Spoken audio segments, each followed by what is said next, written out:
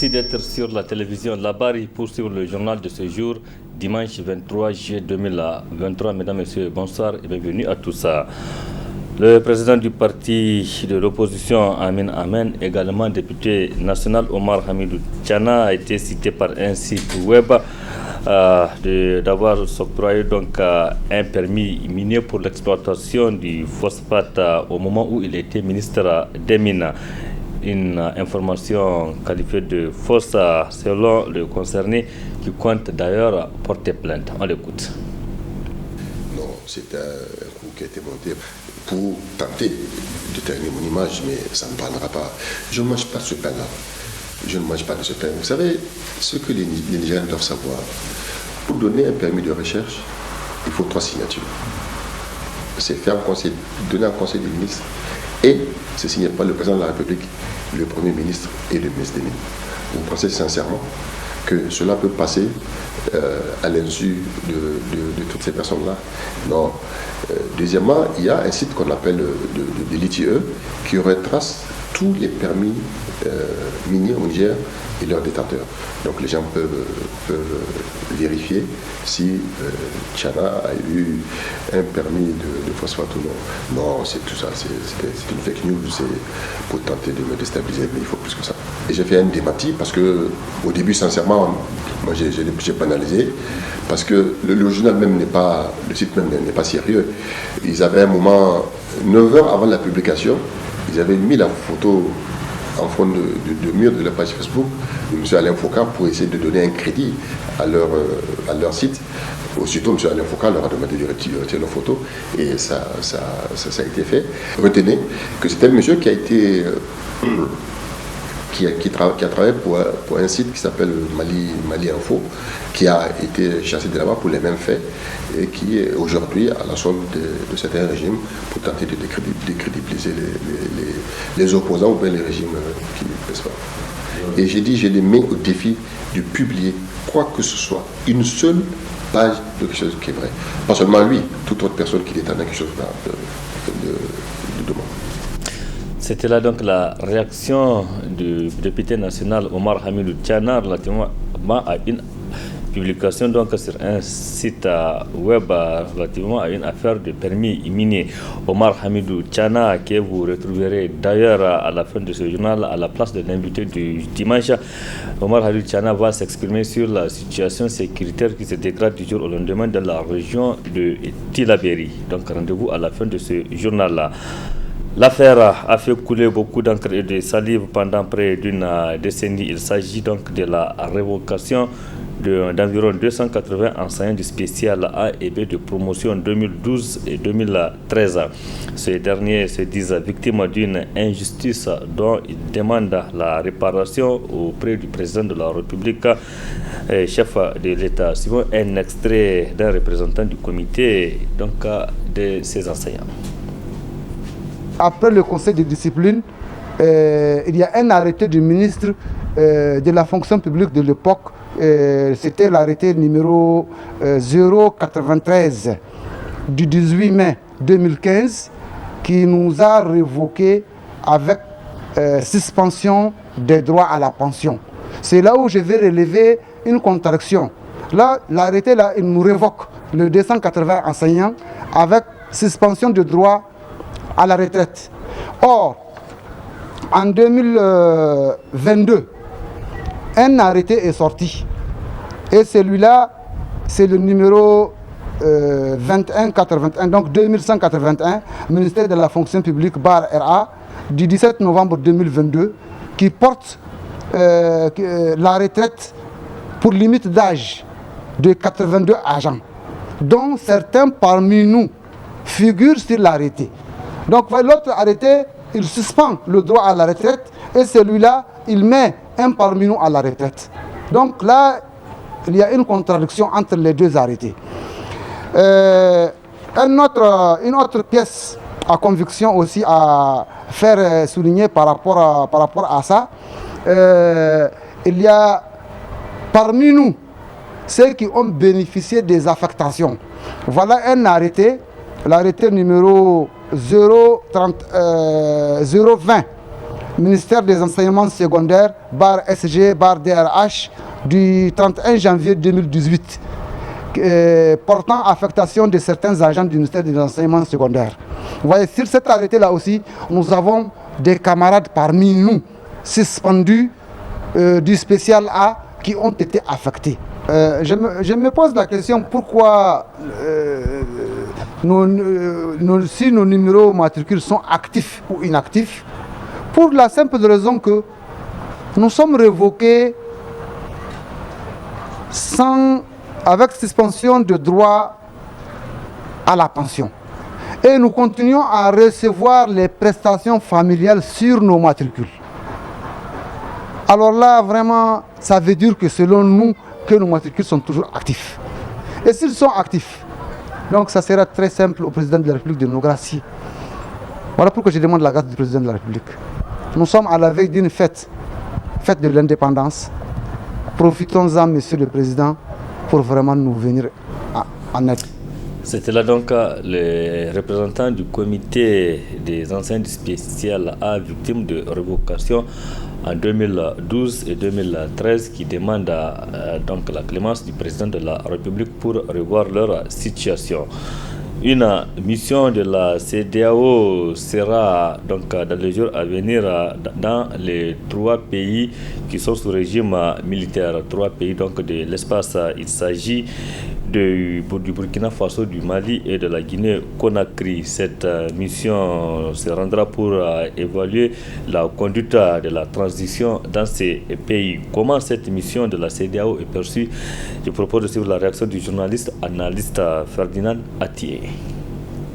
On sait que la Guinée n'est pas aujourd'hui en proie au terrorisme. C'est un pays relativement stable avec des autorités qui ne veulent pas lâcher le pouvoir tel qu'ils se sont engagés à le faire. Et on a le Burkina et le Mali qui ont une situation similaire avec la menace djihadiste et des pertes d'une grande partie de leur territoire. Et dans ces 2 derniers pays que je viens de citer, les autorités peuvent valablement dire nous voulons bien sûr aller aux élections, mais on n'a pas le contrôle du territoire, puisque les informations, les statistiques qu'on reçoit, c'est que le Mali ne contrôle pas 60% de son territoire, le Burkina éventuellement la même proportion, et donc ils seront quand même à même de dire, écoutez, nous avons envie de faire des élections, mais nous devons régler le problème sécuritaire d'abord. C'est la condition sine qua non pour l'organisation des élections. En revanche, en Guinée, cet argument ne tient pas. Et donc, je pense que la mission de ce groupe de la CEDEAO doit prendre en compte la réalité de ces 3 pays-là. La recette à appliquer à la Guinée ne doit pas être la même recette à appliquer au Mali et au Burkina. Mais en définitive, il faut quand même qu'on ferme la page de cette transition-là. Parce que si on n'obtient pas un retour normal à la légalité dans ces pays-là, il y a les financements qui en souffrent, les institutions n'existent pas, il y a des dérives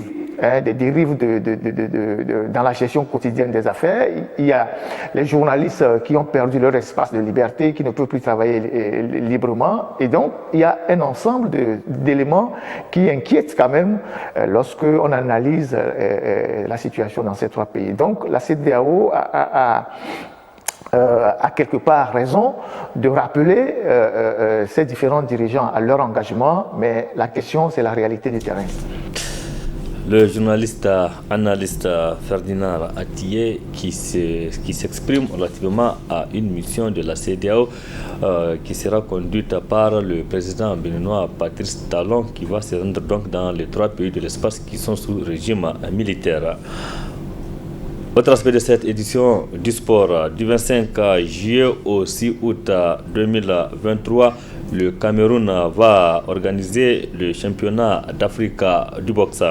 Le champion nigérien Moussa Sahabi prendra part donc à cette compétition continentale pour défendre les couleurs nationales. D'ores et déjà, son entraîneur se dit prêt pour cette compétition. Son poulain s'est bien préparé. On l'écoute. Pépite de la boxe nigérienne, Moussa Sahabi va représenter son pays au championnat d'Afrique de boxe qui se tiendra le 25 juillet prochain au Cameroun. L'athlète nigérien se prépare activement à cette compétition continentale et par ricochet les Jeux Olympiques. Actuellement, je suis à 99%. Depuis 2021, je fais des promesses, soit de médailles, soit de ceintures pour le Niger. Et Inch'Allah, cette fois-ci aussi, j'ai fait promesse d'amener une médaille pour le championnat d'Afrique Cameroun, Inch'Allah. Et cette compétition-là, c'est une compétition qui va nous donner chance de connaître nos adversaires pour les qualifications des Jeux Olympiques bientôt, dans le mois de septembre, Inch'Allah. Je vais boxer dans la catégorie de moins de 52 kilos. L'entraîneur demeure optimiste par rapport à son poulain qu'il a préparé au maximum, surtout avec l'appui des autorités en charge du sport. Je sais qu'il a du pain sur la planche, qui n'est pas facile, parce qu'il y aura d'autres élites qui seront là, mais je n'ai pas de crainte pour Moussa Sahabi, parce qu'on a fait un travail remarquable. Rien ne manque dans son déplacement, et rien ne manque dans son hébergement et son argent de poche. On remercie le ministre de Jeunesse et du Sport, M. Adamou Doro, et on remercie aussi le président de Kosni, IDE. Et ils ont mis le paquet pour que Moussa puisse représenter le Niger au niveau du Cameroun. Le représentant du Niger s'envolera le 24 juillet pour le Cameroun afin de participer à cette compétition continentale à laquelle participent tous les meilleurs boxeurs de l'Afrique. Bonne chance à notre représentant Moussa Sahabi et du courage. Ici à Niamey, rendons-nous au quartier Bukoki où le terrain du FUNIAPA a servi de cadre au lancement de la 25e édition du tournoi des grandes vacances du quartier Bukoki, TGV Bukoki, un tournoi qui regroupe 16 équipes. Donc ce tournoi est co-parrainé par le président du CESOC et le docteur Ali Omega. Résumé avec Adamou Soumana et Ismaël Abdoulaye. Cet acte exécuté par les parrains de la 25e édition du tournoi de grandes vacances de Bukoti marque le début de cette compétition. Une compétition qui réunit 16 équipes réparties en 4 poules et dont ce match opposant 11 bros en bleu à Izam en noir et violet constitue l'ouverture en présence des amoureux du ballon rond. Occasion pour les parrains de manifester toute leur joie en lançant également des messages forts aussi bien aux joueurs qu'à l'ensemble de la jeunesse. Le premier message, c'est d'abord le fair play, parce que le sport, il faut d'abord comprendre que c'est un jeu. C'est d'abord un jeu. On dit un jeu, il y a toujours un gagnant ou un perdant. Mais il ne faut pas oublier aussi qu'on peut partager les points. Donc c'est vraiment la promotion du fair play, faire en sorte que l'esprit de compétitivité domine par rapport à tout ce qui est l'esprit d'adversaire. On est adversaire sur le terrain, c'est pendant les 90 minutes. Après le match, nous sommes des frères, nous sommes des amis. Donc il faut qu'ils comprennent ça. Donc c'est vraiment un espace de solidarité et surtout de partage. Voilà. C'est un sentiment de joie qui m'anime. Parce que si on a l'occasion de prendre part et surtout de parrainer une telle activité qui concerne la jeunesse, je crois que c'est assez important pour les autorités d'accompagner les initiatives des jeunes, surtout en ces moments de vacances où effectivement les jeunes ont besoin de se distraire, les jeunes ont besoin de se rencontrer pour discuter sur des sujets importants tels que la paix, la cohésion sociale. Donc à mon arrivée ici, j'ai trouvé surtout une mobilisation extraordinaire. Cela témoigne tout simplement de l'importance qu'accorde et la population et la jeunesse donc à ce sport. Pour sa part, le président du comité d'organisation nous parle des innovations apportées pour cette 25e édition du tournoi de grandes vacances de Bukoti. Cette année, on a amené beaucoup d'innovations. Si vous avez remarqué, même nos licences sont des licences informatisées avec des codes barres. Et cette année, nous avons eu pas mal de partenaires parce que vous avez vu, on a eu l'honneur d'être la présence du président du SOSOG et encore il y a notre parrain, Dr Alumega, le parrain qui nous a toujours accompagnés et il y a d'autres partenaires qui sont là. Vraiment, cette année, j'espère qu'on va faire beaucoup de choses pour la 25e édition. Et comme d'habitude, j'ai dit aux équipes que le meilleur gagne et c'est le fair play et qu'il y a un seul gagnant. Il n'y aura pas de gagnant. Je le dis, c'est le fair play. Pour un match d'ouverture, les joueurs de 11 Pro et leur challenger d'Izam ont gratifié le public d'un football de qualité à l'avantage de 11 Pro qui menait par un score de 2-0 à la première mi-temps. Bonne chance donc à toutes les 16 équipes qui participent à cette 25e édition du tournoi de football des grandes vacances du quartier Bukoki. Place à la place donc de l'invité du journal du dimanche. Nous vous proposons aujourd'hui de suivre l'entretien qui est le président du parti Amen Amen, également député national Omar Hamidou de la Dantchana, a accordé à la télévision Labari un entretien qui porte essentiellement sur la situation sécuritaire qui prévaut actuellement dans la région de Tillabéri. Très bonne réception.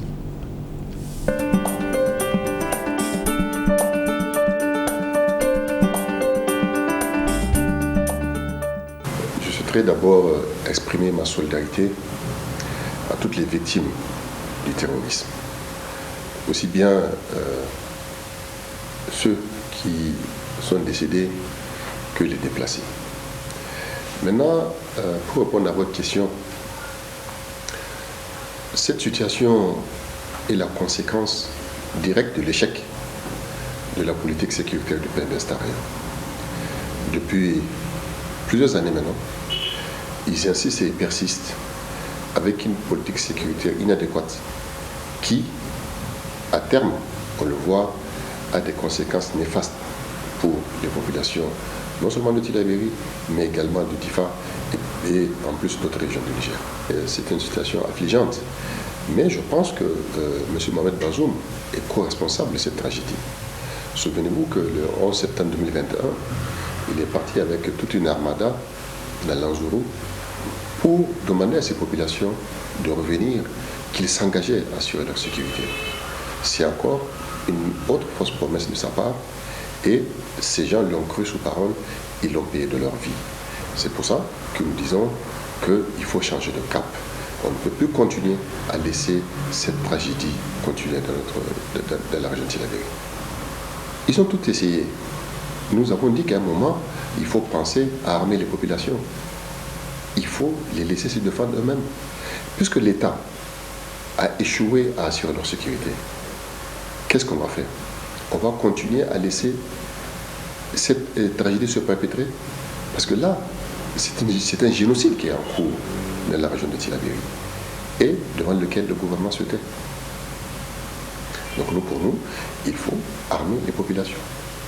Nous pensons que c'est la solution, mais je sais que M. Mohamed Bazoum n'en veut pas, parce que pour lui, Tillabéri, c'est un peu le Benghazi de Mohamed Kadhafi.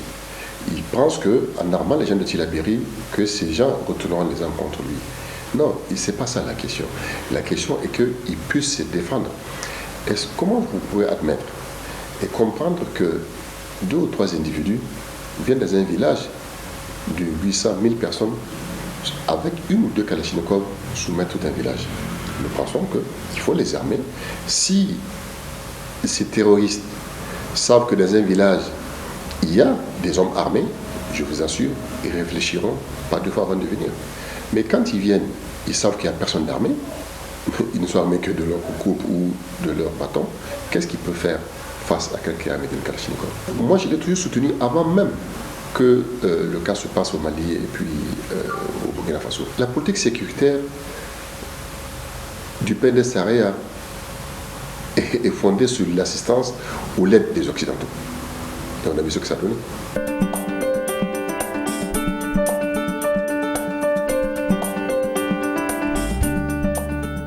Le PNDS Taraya et son régime et son gouvernement clament urbi et torbi qu'il n'y a aucune portion du territoire du Niger qui est sous contrôle. Cela est la preuve que ce qu'ils disent n'est pas la vérité. Quand des bandits et des terroristes peuvent imposer et dire à des populations de quitter pour qu'ils occupent les endroits, est-ce qu'on peut dire qu'il y a une portion qui n'est pas occupée? Non, c'est là une ritournelle, mais qui ne prend plus. Lui-même qui le dit, j'ai eu déjà à l'annoncer. Si tant il est vrai qu'il n'y a pas de contrôle, une fois j'ai croisé, par 2 fois d'ailleurs, le cortège du ministre de l'Intérieur qui se rendait chez lui. Je vous assure, vous allez penser que ce sont des militaires qui vont en guerre. Tellement il était escorté. Donc s'il n'y a pas de problème, pourquoi prendre toute cette armada? Lui-même quand il se déplace, vous avez vu, toute l'armada qui est mobilisée. Non, le Niger a un sérieux problème et est une situation que le gouvernement de PNDS ne peut pas gérer. Dans plusieurs pans de la région de Tillabéri, bien sûr. Ouais, combien de personnes sont, combien de déplacés il y a actuellement dans la région de Tillabéri?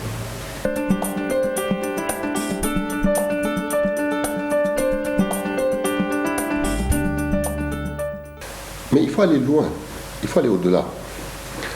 Dans le bulletin, il est dit que 4 300 000 Nigériens sont en situation de besoin, soit environ 17% de notre population. C'est loin des 10 000 que vous dites. C'est pour dire l'échec total du gouvernement et du régime du PNDS. Quand dans un pays, vous avez pratiquement 2 Nigériens sur 10 qui ont besoin d'assistance humanitaire, je pense que là, la situation est extrêmement grave. Les déplacés, tous les jours, il y en a. Les gens, ils sont menacés par les terroristes qui leur disent non, quittez votre endroit et sinon on va vous tuer. Mais le plus grave, c'est que quand ils sont dénoncés, le gouvernement ne fait rien. Il n'envoie pas de forces de défense pour les sécuriser. Non, les gens sont laissés à eux-mêmes. Vous les avez vus à dos d'âne, sur des charrettes, quitter et fuir, parce qu'ils fuient pour leur vie, pour préserver leur vie.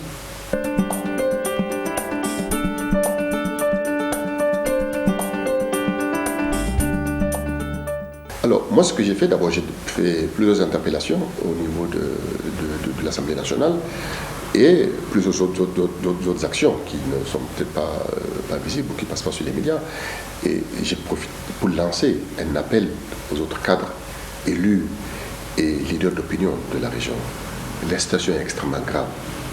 Nous devons, au-delà de nos appartenances partisanes, nous mobiliser pour que la région de Tillabéri reste. Parce qu'avant tout, si nous sommes élus de Tillabéri, si nous sommes cadres nommés de Tillabéri, si nous sommes leaders de Tillabéri, chefs religieux ou chefs coutumiers, c'est bien parce que la région existe. Mais à cette allure, sous peu, la région n'existera plus. Quand vous regardez sur les départements, le seul département qui, encore, disons, resté ou épargné, c'est une partie du département de Kolo. Sinon, tous les autres départements sont menacés. Donc, jusqu'à quand est-ce que les gens vont prendre conscience que nous devons nous mobiliser face à ce gouvernement, face à ce régime, pour dire stop, il faut que quelque chose soit fait pour ramener la sécurité et la paix dans Tillabéri. Mais parce que le PNDS use d'abord de la corruption pour faire taire les gens, puis de l'intimidation et éventuellement des menaces. Voilà pourquoi certains, comme vous dites, ne se manifestent pas, mais je pense que leur inaction, elle est honteuse. Non seulement, mais en plus, elle doit interpeller leur conscience.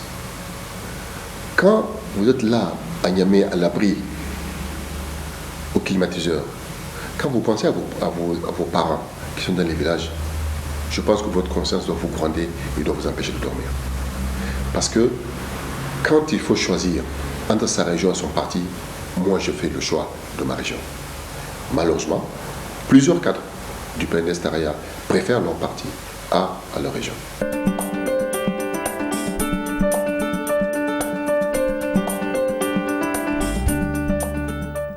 Mais ce qu'il faut faire, c'est d'abord mobiliser les moyens. Mobiliser les moyens pour non seulement que les militaires aient assez de ressources pour pouvoir combattre ces terroristes, mobiliser les moyens pour venir en aide aux populations nécessiteuses, aux déplacés, et même là, même dans le traitement des déplacés, même le traitement des déplacés est politisé. Figurez-vous que quand il y a des aides, il y a un traitement sélectif partisan qui est fait pour d'abord servir en priorité l'argent. Est-ce que cela est sérieux? Est-ce que cela est sérieux? Donc, c'est pour ça que nous disons que les Nigériens doivent se mobiliser pour combattre cette situation. Ça arrive aujourd'hui à la région du Tillabéri. Demain, ça peut être une autre région. Ça peut être une autre région du Niger. Donc, nous devons, comme c'est arrivé à Difa, c'est Tillabéri aujourd'hui. Demain, qui sait de quelle région va être contaminé? Moi, je salue la mobilisation des cadres de DIFA. Ensemble, tous partis confondus, ils se sont mobilisés. Ils se sont mobilisés pour se battre pour leur région. Et c'est ça, c'est cette solidarité qui manque et qui a manqué et qui manque encore au niveau de l'Argentine. Mais tout seul, qu'est-ce que moi je peux faire? Je ne peux que parler, je ne peux que essayer de les convaincre. Mais s'il y en a qui ont fait le choix de préférer leur parti politique ou leur régime à la situation catastrophique de l'Argentine, qu'est-ce que moi je peux faire?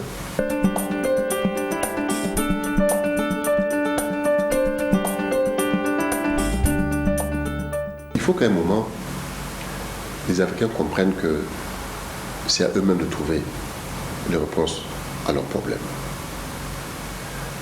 En 2017, il y a eu une conférence au Mali où, en présence du président Macron, qui évalue à peu près à 417 millions d'euros les besoins de la force conjointe régionale du G5 Sahel pour combattre le terrorisme dans le Sahel. En février 2018, il y a eu une conférence à Bruxelles, sous l'égide de l'Union européenne, pour mobiliser ces fonds. Il y a eu des promesses à hauteur de 414 millions d'euros pour aider la force conjointe. Cette aide n'est jamais venue. Je vous prends l'Ukraine. Depuis le début de la guerre en Ukraine, c'est-à-dire de février 2022 à date, l'Union européenne a mobilisé plus de 30 milliards d'euros. Et récemment, ils ont voté une facilité de plus de 50 milliards d'euros. Je ne parle même pas des États-Unis et des autres pays. Au total, en un an, pour les 45 millions d'Ukrainiens, il y a eu une aide de près de 157 milliards d'euros. L'Afrique, on avait demandé simplement 417 millions d'euros que l'Occident a été incapable de nous donner. Mais je l'entends, je le comprends. Le problème des Occidentaux, c'est l'Occident. C'est pourquoi les problèmes des Africains doivent être la question de l'Afrique.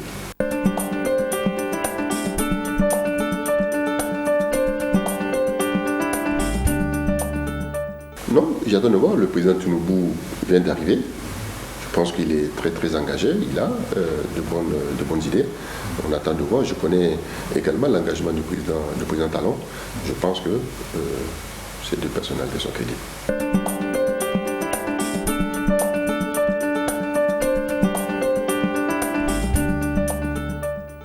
Mon cri de cœur, sincèrement, comme je l'ai dit, c'est la mobilisation de toutes les filles et de tous les fils de Tillabéri dans cette situation. Je vous assure, quand vous rendez visite aux déplacés, vous avez les larmes aux yeux. Vous avez les larmes aux yeux. Donc je ne comprends pas comment des fils d'un terroir peuvent laisser leur régime mourir de la sorte. Pourquoi? Parce qu'il faut défendre un régime, parce qu'il faut défendre un parti. Je trouve cela extrêmement grave.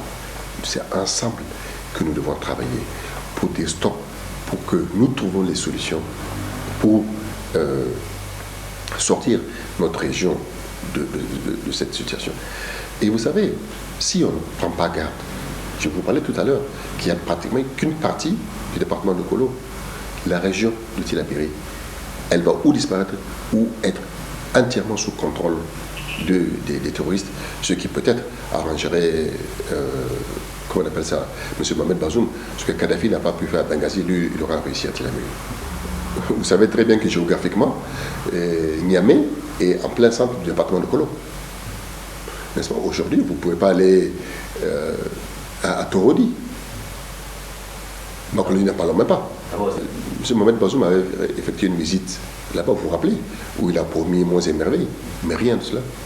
Rien. Le député de Torodi, que je salue, il se bat comme il peut. Il est tout le temps en contact des populations. Il se bat. Il va voir l'administration, mais que nenni, rien du tout. Voilà ce qu'on entend d'un ressortissant d'une région. Quand il s'est agi, la question de DIFA, je l'ai dit tout à l'heure, les députés de DIFA, les cadres de DIFA se sont mobilisés, tous partis confondus.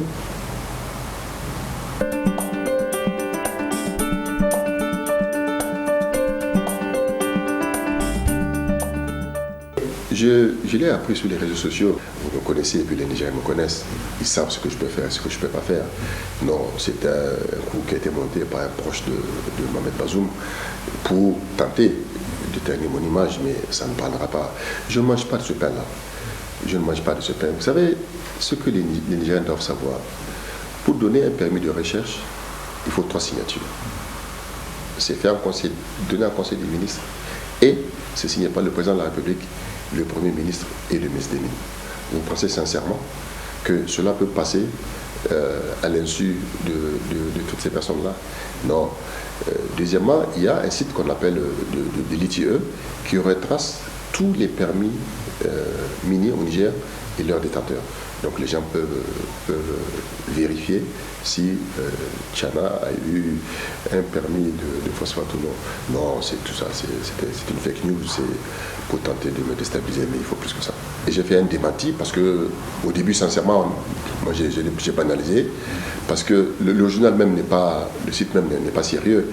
Ils avaient un moment, 9 heures avant la publication, ils avaient mis la photo en fond de mur de la page Facebook de M. Alain Foucault pour essayer de donner un crédit à leur site. Aussitôt, M. Alain Foucault leur a demandé de retirer leurs photos et ça a été fait. Retenez que c'est un monsieur qui a été qui a travaillé pour un site qui s'appelle Mali Info, qui a été chassé de là-bas pour les mêmes faits et qui est aujourd'hui à la solde de certains régimes pour tenter de décrédibiliser les opposants ou bien les régimes qui ne pèsent pas. Et j'ai dit, je les mets au défi de publier quoi que ce soit, une seule page de quelque chose qui est vrai. Pas seulement lui, toute autre personne qui détient quelque chose de demain.